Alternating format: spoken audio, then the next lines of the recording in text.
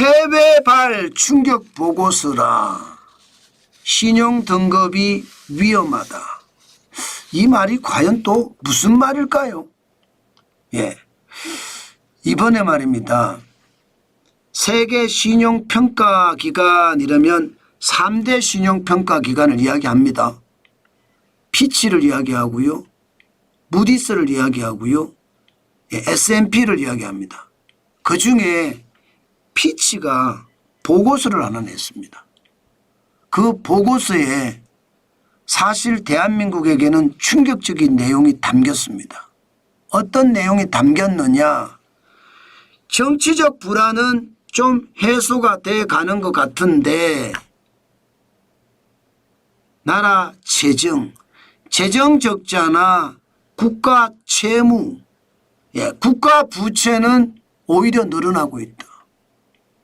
지금 당장 대한민국의 국가 신용 등급을 떨어뜨리지는 않겠지만 장기적으로 국가 신용 등급이 위험하다. 이렇게 이야기를 했습니다. 저는 이거 굉장히 충격적으로 듣습니다. 왜냐고요? 여러분 이거 한번 보세요. 피치는요. 지금 대한민국의 신용 등급을 2025년 2월 6일 기준으로 AA-입니다. 게다가 이게 4월 10일 기준으로도 AA-입니다. AA-가 수준을 보면 위에서 네 번째입니다. 위에서 네 번째. AAA가 위에서 첫 번째, AA 플러스가 두 번째, AA가 세 번째, AA-가 네 번째거든요. 네 번째. 지금 대한민국이 위에서 네 번째예요. 그런데 피치가 재정 적자나 국가 채무를 제대로 관리하지 못하면 장기적으로 떨어진다 이런 말을 했다는 것은 위에서 네 번째인데 위에서 다섯 번째로 내려선다는 이야기인가요? 저는 그래서 충격으로 받아들입니다. 사실 다른 신용평가 기관은요 위에서 세 번째란 말입니다. 무디스도 A, 스몰 A2에서 위에서 세 번째예요. 그리고 S&P도 AA라고 해서 위에서 세 번째입니다. 그런데 피치는 위에서 네 번째인데 이 네 번째를 다섯 번째로 내린다고 하니까 대한민국의 신용 등급이 위험하다 그렇게 느껴지는 거죠. 아니 무디스나 S&P가 그렇게 한다면 피치하고 수준을 맞추는 거니까 걱정할 게 없어 이렇게 생각할 수도 있겠지만 지금 피치가 위에서 네 번째인데 경고를 날리니까 야 이거 봐라. 이거 잘못하면 대한민국의 국가신용등급 난리 나겠는데 이런 생각이 듭니다. 그런데 여러분 피치가 말한 대로 대한민국의 국가신용등급은 굉장히 위험스럽습니다. 왜냐고요? 나라 살림을 보면 죄송합니다. 이런 말씀 드려서 개판입니다. 당장 보십시오. 2월에 나라 살림이 적자예요. 통합재정수지가 13조 5천억 원의 적자입니다. 총수입이 103조고요. 총지출은 116조 7천억 원이에요. 이 통합재정수지라는 것은 나라 살림의 재정 이것하고요. 일반적으로 기금들 있잖아요. 사회보장성 기금 이것까지 포함했는데도 13조 5천억 원의 적자. 이 적자가 올해는 25조 6천억까지 난다는 거예요. 올해는.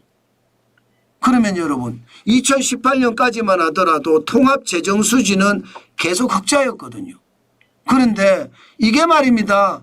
문재인 정부 때 개박살 났습니다. 2020년 보십시오. 71조 2천억 원의 적자. 2022년을 보십시오. 64조 6천억 원의 적자. 2024년도 마찬가지잖아요. 통합재정수지가. 그런데 2025년에도 25조 6천억 원이라고 이야기하지만 2024년처럼 또 늘어날 가능성 충분히 있습니다. 왜? 지금 정권 교체기입니다. 윤석열 대통령이 탄핵이 되면서 또 민주당이 집권할 가능성이 굉장히 높습니다. 민주당이 집권을 하면 이거 말입니다. 통합재정수지 문재인 정부 때처럼 또 박살날 겁니다. 저는 이게 나라에 엄청난 손해가 된다고 봅니다. 여기에서 끝나는 게 아닙니다. 통합재정수지 말고요. 순수 나라 살림의 지표 관리재정수지를 보면 이거는 더 장난이 아니에요. 1월 2월 2달밖에 안 지났는데 지금 재정 적자가 17조 9천억 원입니다. 올해 77조 7천억 원이 된다고 합니다. 적자만. 3% 마이너스 GDP 대비 적자 비율을 마이너스 3% 정도 가져간다고 하지만 쉽지 않습니다. 작년에도 보십시오. 104조 8천억 원의 적자잖아요. 이거 관리재정 수지로 넘어가면 문재인 정부 때는 개판이었습니다. 그야말로 나라 살림 다 거들냈습니다. 2020년 보십시오. 112조 적자잖아요. 2022년을 보십시오. 117조 적자잖아요. 지금 적자만 문재인 정부 기간 동안 적자가 어마무시하고요. 심지어 문재인 정부 때 거대 야당을 발판을 삼아서 각종 현금 뿌리기 법안들이 많이 통과되면서 지금 윤석열 정부 와서도 거의 박살이 났습니다. 2022년, 2023년, 2024년, 2025년 다 박살이 났거든. 앞으로도 마찬가지가 될 거예요. 그러면 국가 채무는요. 국가 채무는 계속 늘어납니다. 2025년 2월 현재예요.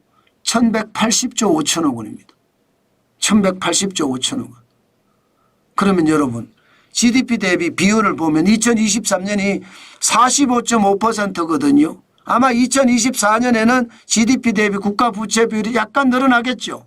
그러나 2025년에도 늘어날 겁니다. 그러면 여러분 지금 피치가 이야기하는 것 재정 적자와 국가 채무를 잘 관리해야 된다 이렇게 이야기를 했는데 지금 재정 적자도 제대로 관리 못하고 국가 채무도 제대로 관리 못한다는 뜻이잖아요. 그러면 미래에 언젠가는 분명히 대한민국의 신용 등급 떨어질 수 있다는 거예요. 야, 저는 여러분들에게 제가 이렇게 말씀을 드리는 것이 진짜 충격적이다 이렇게 생각합니다. 결국 해외발 이 충격 보고서가 현실이 될 날도 그렇게 멀지 않은 것 같습니다. 여러분 국가 신용 등급이 떨어지잖아요. 그러면 살림살이는 더 어려워집니다. 왜 어려워지느냐. 기업들 입장에서 해외에서 돈 빌리기 어렵고요. 또 나라 입장에서는 외국에서 투자받기 어렵습니다.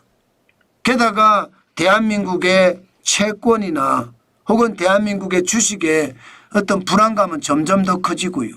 그럼 외국인들이 자꾸 기피하게 돼요. 경제라는 게 돈이 들어와야 경제가 살아나는 것 아니겠습니까?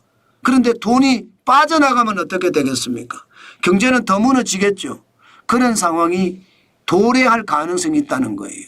국가 신용 등급이 떨어지면 그만큼 그 나라는요 충격의 도가니로 빠질 수밖에 없고요. 경제는 쪼그라들 수밖에 없습니다. 그러다가 위기가 터지는 겁니다. 저는 그만큼 지금 상황이 진짜 심각하다. 이렇게 여러분들에게 말씀드리고 싶습니다.